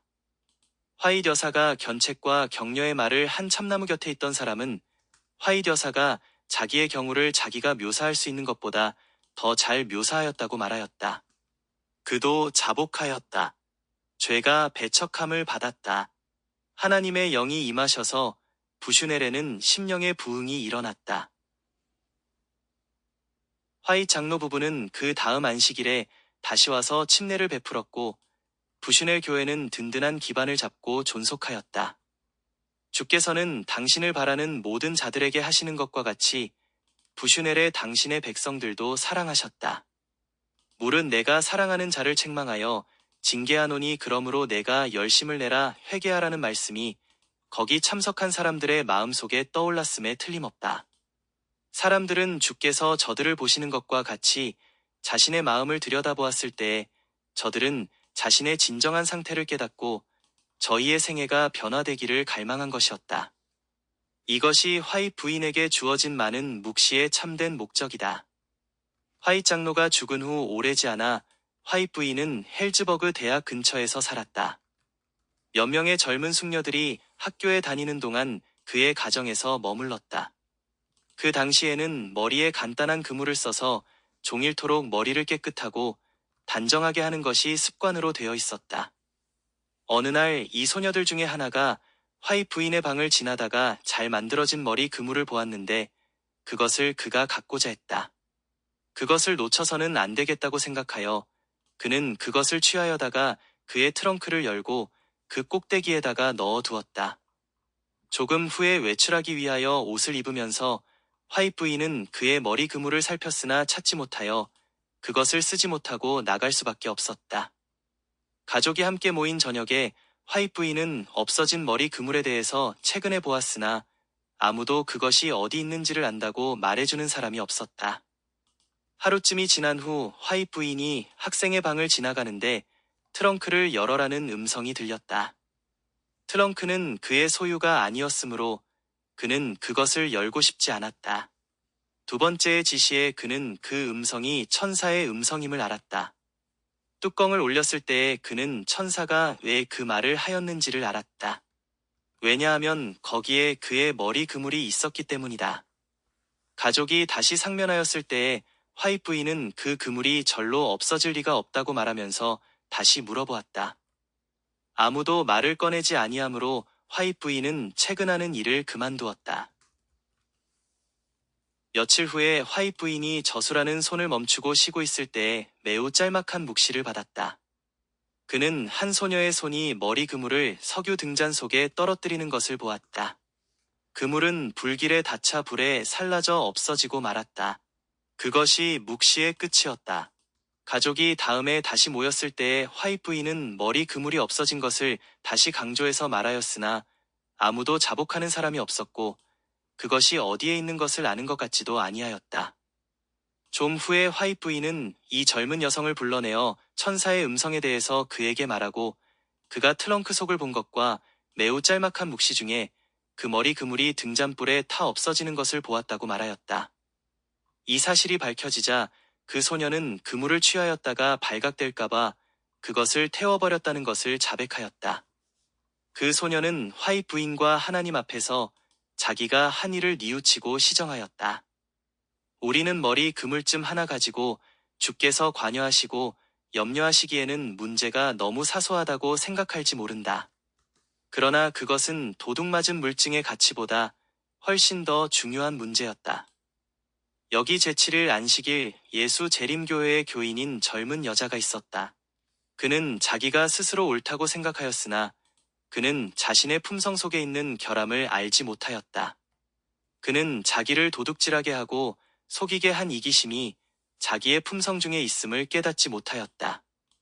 이제 그가 작은 일들이 얼마나 중요하다는 것 하나님께서 머리 그물 때문에 지상에 있는 당신의 바쁜 사자에게 묵시를 주실 정도로 중요하다는 것을 깨달았을 때의 이 젊은 여성은 그 문제의 참가치를 깨닫기 시작하였다. 이 경험은 그의 생애의 전환점이 되어 그는 깨끗하고 언행일치하는 그리스도인 생애를 보냈다. 또 그것이 곧 그 묵시가 화이 부인에게 주어진 이유이다. 화이 부인이 쓴 증언의 대부분이 특실한 적용을 가졌었지만은 그러나 그 증언들은 세계 각국에 있는 교회의 필요를 충족시켜주는 원칙들을 제시하고 있다. 화이 부인은 이러한 말로써 증언의 목적과 위치를 명백히 하였다. 기록된 증언은 새로운 빛을 주기 위함이 아니요 이미 계시된 영감으로 된 진리를 사람들의 마음속에 생생하게 새기게 하려는 것이 그 목적이다. 하나님께 대한 의무가 무엇이며 동료 인간에게 대한 의무가 무엇이냐 하는 것은 하나님의 말씀 가운데 분명하게 설명되어 있다. 그러나 주어진 빛에 순종하는 사람은 매우 드물다. 부수적인 진리를 발표하는 것이 아니라 하나님께서 증언을 통하여 벌써 주신 위대한 진리들을 평이하게 해놓았다. 증언은 하나님의 말씀을 위축시키지 아니하고 오히려 이를 높이고 사람들의 마음을 이에 끌리게 하여 진리의 아름다운 단순성이 모든 사람에게 감명을 주도록 하기 위한 것이다. 그 평생을 통하여 화이 부인은 하나님의 말씀을 사람들 앞에 제시하였다. 그는 그의 첫 책을 이와 같은 생각으로 종결지었다. 사랑하는 독자여, 나는 하나님의 말씀을 그대들의 신앙과 실천의 표준으로 추천하는 바이다. 우리는 이 말씀으로 심판을 받게 된다. 그 말씀 가운데 하나님께서는 말세에 묵시를 주실 것을 허락하셨는데 이 묵시는 새로운 믿음의 표준을 위하여 주신 것이 아니요 당신의 백성을 안위하고 진리를 오해하는 자들을 시정하기 위하여 주어진 것이다. 발표할 수 없었던 묵시. 1890년 11월에 뉴욕 살라만카에서 열린 1년의 회집에서 화이트 부인이 대회중에게 공중 설교를 하고 있을 때 그는 그 도시로 가는 여행 도상에서 심한 감기에 걸렸었으므로 매우 쇠약하게 되었다. 한 회집을 마친 후에 그는 낙심하고 또 아파서 자기 방으로 들어갔다. 그는 자기의 영혼을 하나님 앞에 송두리째 내놓고 자비와 건강과 기력을 주실 것을 간구하리라 생각하였다. 그는 자기의 의자 옆에 무릎을 꿇고 거기서 생긴 일을 스스로 말하여 다음과 같이 말하였다. 온 방이 부드러운 은빛으로 가득 차 있는 것처럼 보이자 나는 한마디의 말도 말하지 아니하였다. 실망과 낙담의 쓰라림은 제거되었다. 나의 마음은 안위와 소망 그리스도의 평강으로 충만해 있었다. 그러고 나서 그는 한 묵시를 받았다. 묵시를 본 후에는 그는 자고 싶은 생각이 없었다. 쉬고 싶지가 않았다. 그의 병은 회복이 되었고 그는 휴식을 얻은 것이다. 아침에는 결정을 하여야 했다. 다음 집회가 열리는 장소에 계속해서 나갈 수 있느냐, 그렇잖으면 배틀크릭에 그의 집으로 돌아가야만 하느냐를 결정하여야 했다. 일에 책임을 지고 있던 A.T. 로빈손 장로와 화이트 부인의 아들인 윌리엄 화이트 장로가 그의 대답을 듣기 위하여 방으로 찾아왔다. 그들은 화이트 부인이 옷을 입고 건강한 모습으로 있는 것을 발견하였다. 그는 갈 준비가 되어 있었다. 그는 자기의 병이 낫게 된 데 대하여 말하였다. 그는 그 묵시에 대해서 이야기하였다. 어제 저녁에 내게 계시된 묵시를 당신들에게 말하고 싶소. 묵시 중에서 나는 배틀크릭에 있는 것 같이 생각되었소. 천사인 사자가 나를 따라오라고 말하였소 하고 그는 말하였다. 그때에 그는 더듬거렸다. 그는 자기에게 보임받은 묵시를 생각해낼 수가 없었다. 2번이나 그는 말해보려고 하였으나 종래 그에게 보이신 바를 되살릴 수가 없었다. 며칠 후에 그는 자기가 본 묵시에 대해서 기록하였다. 그것은 그 당시 미국의 파수꾼이라고 불리던 우리의 종교 자유지를 만드는 계획에 대한 것이었다. 저녁에 나는 몇 개의 회의에 참석하여 거기에서 나는 유력한 사람들이 만일 미국의 파수꾼에서 제7일 안식일 예수 재림교라는 말을 그 난에서부터 빼버리고 안식일에 대해서 아무 말도 안 한다면 세상의 위인들이 그것을 후원할 것이며 그 잡지가 보급되어서 더욱 큰 사업을 하게 될 것이라는 취지로 말을 되풀이하는 것을 들었다. 이것은 매우 그럴듯하게 보였다.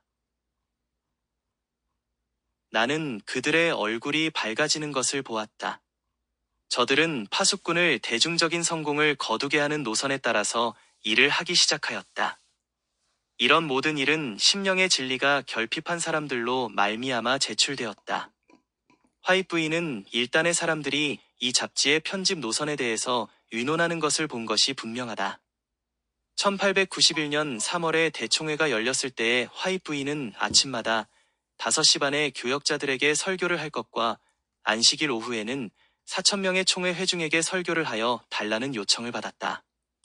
그가 안식일 오후에 사용한 성경절은 이같이 너희 빛을 사람 앞에 비치게 하여 저희로 너희 착한 행실을 보고 하늘에 계신 너희 아버지께 영광을 돌리게 하라는 말씀이었다. 설교의 대지는 제7일 안식일 예수 재림교인들이 저들의 신앙에 구별된 특성을 견지해야 한다는 호소이었다. 그 회집 동안에 그는 3번이나 살라만카에서 본 묵시에 대한 이야기를 시작하려다가는 그때마다 제지를 받았다. 묵시에서 본 사건들이 자꾸 그의 뇌리에서 사라질 뿐이었다. 그래서 그는 이에 대해서 후에 더 말씀드리겠습니다라고 말하였다. 그는 약 1시간에 걸친 설교를 훌륭하게 끝마쳤고 집회는 그것으로 산회하였다. 모든 사람이 그가 묵시를 생각해낼 수 없었음을 눈치챘다. 대총회 회장이 그에게 와서 아침 회집의 시간을 맞겠느냐고 물었다. 아니요, 나는 피곤합니다. 또 나의 증언을 다 전하였습니다. 아침 회집에 다른 계획을 세우셔야 하십니다라고 그가 대답하였다. 다른 계획이 세워졌다. 화이트 부인이 집으로 돌아왔을 때 그는 가족에게 아침 집회에 참석하지 않겠다고 말하였다. 그는 피곤하였으므로 푹 쉴 작정이었다. 그는 일요일 아침 나절에는 잠을 자려고 하였고 계획도 이에 따라서 짜여졌다. 그날 밤 총회 회의가 끝난 후에 소수의 사람들이 리뷰 앤드 헤럴드 건물 안에 한 사무실에서 회합을 가졌다. 그 회합에는 미국의 파수꾼지를 발행한 출판소의 대표들이 있었고 종교자유협회의 대표들도 또한 참석해 있었다. 저들은 매우 곤란한 문제, 즉 미국의 파수꾼의 편집 규정에 대해서 의논하고 결정을 짓기 위하여 회합한 것이었다. 그때에 그 문은 자물쇠가 채워졌고 문제가 해결될 때까지 그 문을 잠가 두기로 모두가 합의를 보았다. 일요일 새벽 3시 조금 전에 그 회합은 결국 태평양 인쇄소가 그들의 요구에 따라 잡지의 난에서 제7일 안식일 예수 재림교나 안식일이라는 말을 빼버리지 아니하면 그 잡지를 종교자유협회의 기관지로 사용할 것을 중지하자는 종교자유의 대표자들 편의 주장을 강조하면서 패회하였다. 그들은 문을 열고 저희 방에 가서 침상에서 잠이 들었다. 그러나 졸지도 주무시지도 아니하시는 하나님께서 그날 새벽 3시에 당신의 천사를 엘렌 G. 화이트의 방에 보냈다.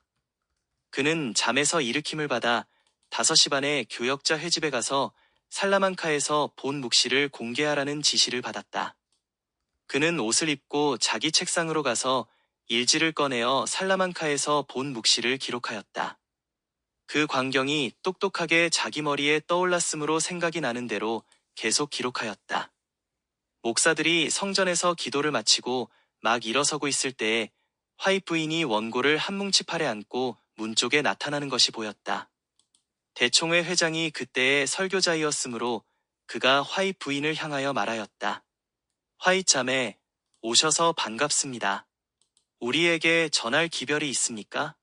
있고 말고요 하면서 그는 앞으로 걸어 나왔다.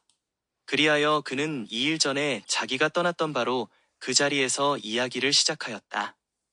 그가 아침 3시에 잠에서 깨어 5시 반에 교역자의 집회에 나가 거기서 살라만카에서 보았던 묵시를 제시하라는 지시를 받았음을 그들에게 말했다. 그는 말하였다. 묵시 중에 나는 배틀크릭에 있는 듯하였습니다. 나는 리뷰 앤드 헤럴드 사무실로 이끌려갔습니다. 그때에 천사가 나를 따르라고 나에게 명령하였습니다. 나는 일단의 사람들이 어떤 일을 열심히 의논하고 있는 방으로 이끌려갔습니다. 거기에는 열의가 나타나 있었습니다만 지식에 따른 것이 아니었습니다. 그는 저들이 미국의 파수꾼지의 편집 규정에 대해서 어떻게 의논들을 하고 있었는지를 말하고 이어서 이렇게 말하였다.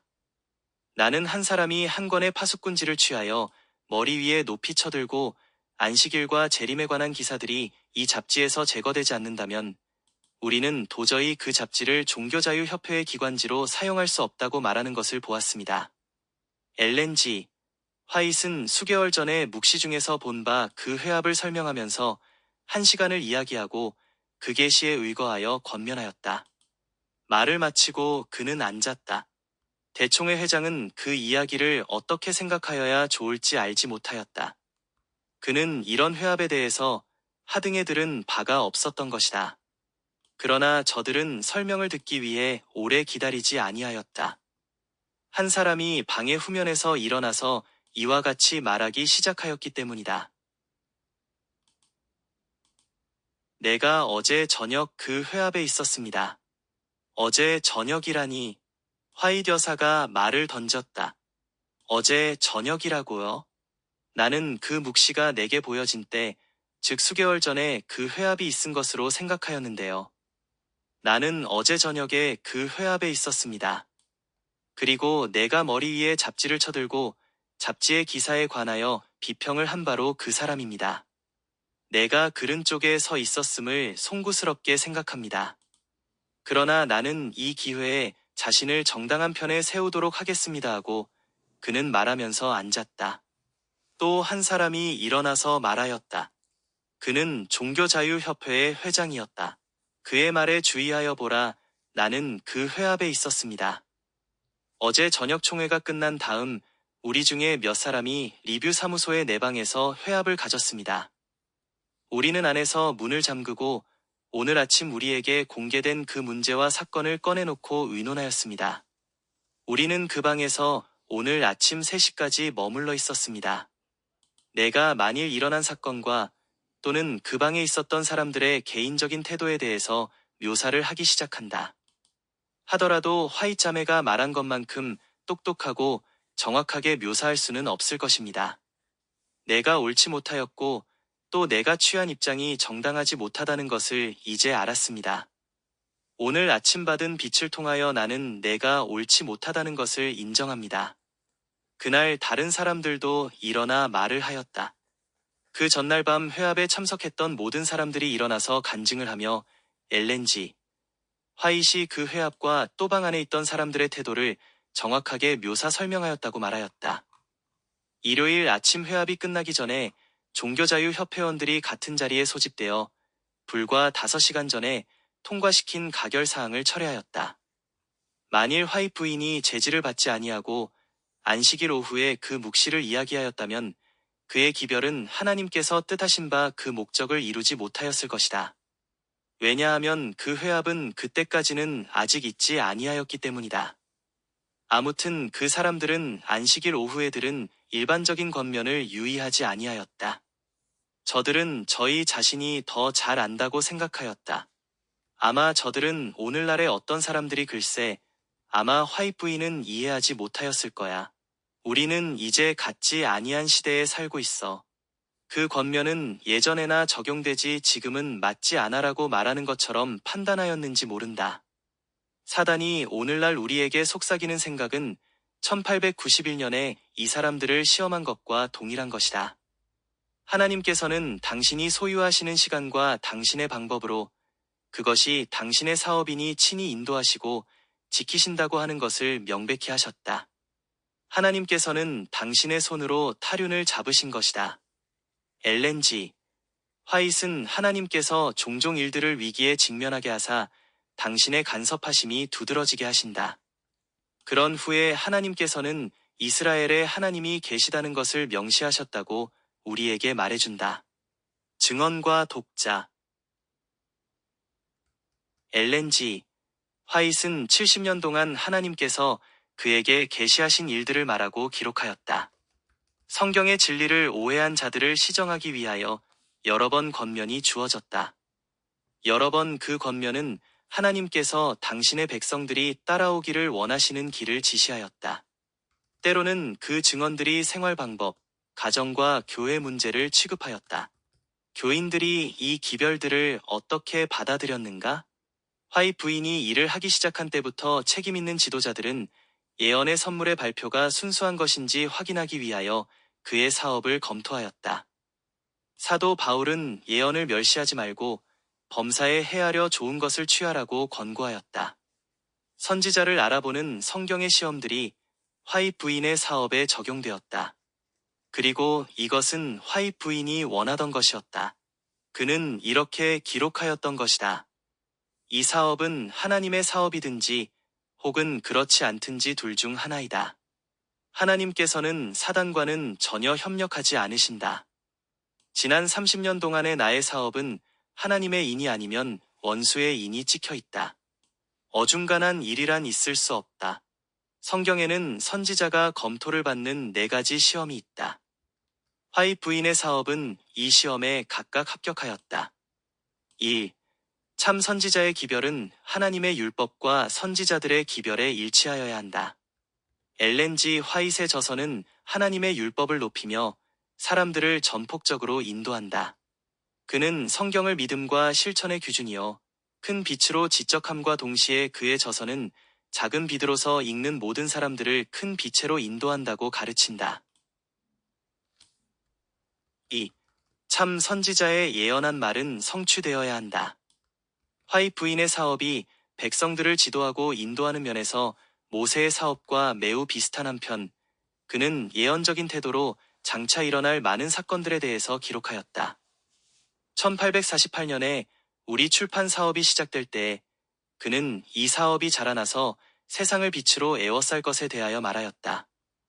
오늘날 제7일 안식일 예수 재림교는 200개 국어로 서적을 출판하며 이것을 값으로 따지면 1년에 2천만 불 이상에 해당된다. 1890년 세상 사람들이 이제 다시는 전쟁이 없고 복천년의 먼동이 트게 된다고 선언하였을 때의 엘렌지 화잇은 이와 같이 기록하였다. 태풍이 불어올 것이니 우리는 그 경노함에 대비하여야 한다. 우리는 사방에서 환난을 보게 될 것이다. 수많은 선박들이 바다 깊숙이 침몰당할 것이다.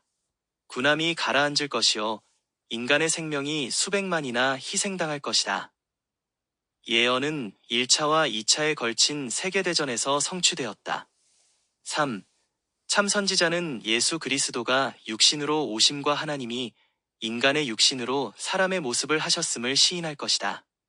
시대의 소망을 읽으면 엘렌지 화잇의 사업이 이 시험에 합격한다는 것이 명백하여진다. 다음의 말에 주의하여라. 예수께서는 하나님 아버지 곁에 남아 계셔도 좋았을 것이다. 그는 하늘의 영광과 천사들의 존중을 그냥 받으셔도 좋았을 것이다. 그러나 그가 호를 아버지의 손에 돌려드리고 우주의 보좌로부터 내려오시기를 택하신 것은 흑암에서 헤매는 자들에게는 빛을, 멸망하는 자들에게는 생명을 주시기 위함이었다. 거의 2000년 전에 오묘한 뜻을 지닌 음성이 하늘에 있는 하나님의 보좌로부터 들리기를 내가 왔나이다 하였다. 하나님이 제사와 예물을 원치 아니하시고 오직 나를 위하여 한 몸을 예비하셨도다. 하나님이여 보시옵소서. 두루마리 책에 나를 가리켜 기록한 것과 같이 하나님의 뜻을 행하러 왔나이다. 이 말씀 가운데는 영원한 세대로부터 감추어져 왔던 목적의 성취가 선언되어 있다. 그리스도께서는 우리의 세상에 내려오셔서 육신이 되시려고 하신 것이다. 세상의 안목으로는 그는 흠모할 만한 아름다움을 소유하고 계시지 아니하였지만 그는 육신이 되신 하나님이여 하늘과 땅에 비치셨다. 그의 영광은 가리워졌다. 그의 위대하심과 어미하심이 감추임 받은 것은 그가 슬퍼하고 시험당하는 사람들에게 가까이 가려 하심이었다. 4. 아마도 참 선지자라는 가장 결정적인 시험은 그 생애와 사업과 교훈의 가마에서 찾아볼 수 있을 것이다. 그리스도께서는 마태복음 7장 15, 16절에 이 시험을 이와 같이 선언하셨다. 그의 열매로 그들을 알지니라.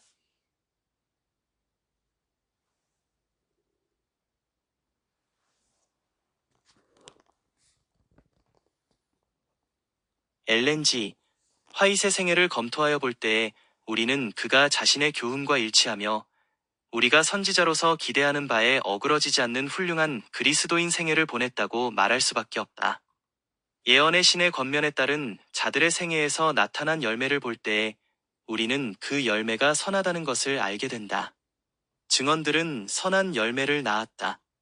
우리가 교회를 바라볼 때에 이 권면의 말씀으로 말미암아 우리가 다방면의 활동 분야에 인도함을 받았다는 것을 깨닫는다면 우리는 화잇 부인의 사업이 이 시험에 합격하고 있음을 인정해야 할 것이다. 70년이라는 기간에 쓰여진 저서들 가운데 나타난 교훈의 단일성이 또한 그 선물의 순수함을 강력히 입증하여 주고 있다. 참 선지자의 실제적인 시험. 이 4개의 중요한 성경상 시험에 첨가해서 주께서는 그 사업이 당신의 명령하신 바임을 명백하게 해주는 증거들을 주셨다. 그 가운데 다음과 같은 것들이 있다. 1. 기별의 시의 성. 하나님의 백성들이 어떤 특별한 결핍 가운데 있을 때에 화잇 부인에게 최초의 기별이 주어졌던 때와 같이 그 기별이 부족을 채우기 위하여 꼭 시기에 맞게 임하였다. 이 기별의 실제성. 묵시 중에 화잇 부인에게 계시된 소식은 실제적인 가치가 있는 것으로 실제적인 결핍을 충족시켰다. 증언의 말씀이 실제적인 방법으로 우리의 매일의 생애에 들어오는 경로에 주목하라. 3. 기별의 고상한 영적인 그 기별들은 유치하거나 통속적인 문제들을 취급하지 아니하고 중요하고 고상한 문제들을 취급하고 있다. 언어 자체가 숭고하다. 4. 묵시가 주어진 방법. 대부분의 묵시에는 이 서론의 앞부분에 묘사된 바와 같은 신체적 현상이 따랐다. 묵시 중의 화입 부인의 경험은 성경의 선지자들의 경험과 유사하였다. 시험은 될 수 없지만 이것은 다른 증거들 가운데 한 증거이다. 묵시들은 명확한 경험이여 단지 느낌이 아니었다. 묵시 중에 화입 부인은 보고 듣고 느끼고 천사가 주는 지시를 받았다. 그 묵시들은 흥분이나 상상으로는 설명될 수 없는 것이었다. 6. 화입 부인은 주위 사람들의 영향을 받지 아니하였다. 어떤 사람에게 그는 이렇게 글을 써보냈다. 당신은 어떤 이들이 내게 편견을 갖게 하였다고 생각하고 있습니다. 내가 만일 이런 상태에 있다면 나는 하나님의 사업을 맡기에 합당하지 않습니다. 7. 그의 사업은 동시대의 사람들의 인정을 받았다. 화입 부인과 생활을 같이 하고 함께 일을 한 교회 내의 사람들이나 또는 교회 밖에 있는 사람들이 모두 화입 부인을 진정한 주의 사자로 인정하였다. 그와 가장 가까이 지내던 사람일수록 그가 부르심을 입은 것과 그의 사업에 최대의 신임을 가졌었다. 이 네 개의 성경상 시험과 또한 그 기별과 그 사자에 대한 확신을 갖게 하기 위하여 주께서 당신의 백성들에게 주신 명백한 증거들은 그 사업이 하나님으로 말미암은 것이요 의문의 여지도 없이 확신할 만한 가치가 있다는 것을 우리에게 확신시켜준다. 엘렌지 화잇의 많은 저서는 교회를 위하여 영구적인 가치가 있는 권면과 교훈으로 충만해 있다. 이 증언들이 보다 더 일반적인 성질의 것이거나 또는 가족과 개인들에게 하는 개인적인 증언이거나 간에 그 증언들은 오늘날 우리를 도와주고 있다.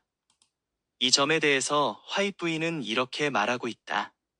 증언 중에 개인의 경우를 위하여 주어진 경고와 교훈은 이런 방식으로 특별히 지적을 받지 아니한 많은 다른 사람들에게도 같은 효과를 가지고 적용되므로 교회의 유익을 위하여 개인에게 한 증언을 출판하는 것이 나의 의무처럼 생각된다.